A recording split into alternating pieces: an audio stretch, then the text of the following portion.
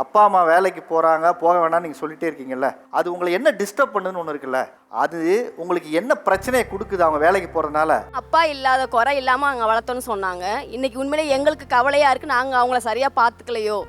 67 வயசு ஆகுது, இன்னுமே நான் அப்பா என் பிள்ளைங்க பார்த்துப்பாங்கப்பா, நிம்மதியாக நான் இருப்பேன் அப்படின்ற நம்பிக்கை இன்னுமே எங்களால் உருவாக்க முடியல. அது எங்களோட ஃபெயிலியராக தான் நாங்கள் 5 பேருமே பார்க்குறோம்.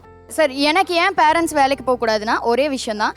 ஒன்று, அவங்க வந்துட்டு ரொம்ப நாள் ரொம்ப உழைச்சிட்டாங்க. இதுக்கப்புறம் அவங்க வந்து வீட்டில் ஜாலியாக இருக்கணும். அவங்க எப்படி சின்ன வயசில் நாங்கள் ஜாலியாக இருந்ததை பார்த்து சந்தோஷப்பட்டாங்களோ, அது மாதிரி அவங்க ஜாலியாக நிம்மதியாக இருக்கிறத பார்த்து நாங்கள் சந்தோஷப்பட்டோம். வி ஆர் ரெடி, ஒர்க் பண்ண நாங்கள் ரெடி. சார், எனக்கு வந்து என் பொண்ணு எப்போவுமே காலையில் நான் வேலைக்கு போகணுன்னு சொன்னால், அம்மா நீ ஏமா போக, இருமா நம்ம ஜாலியாக இருக்கலாம், அம்மா இருமா நம்ம ஜாலியாக இருக்கலாம்னு சொல்லுவாங்க சார்.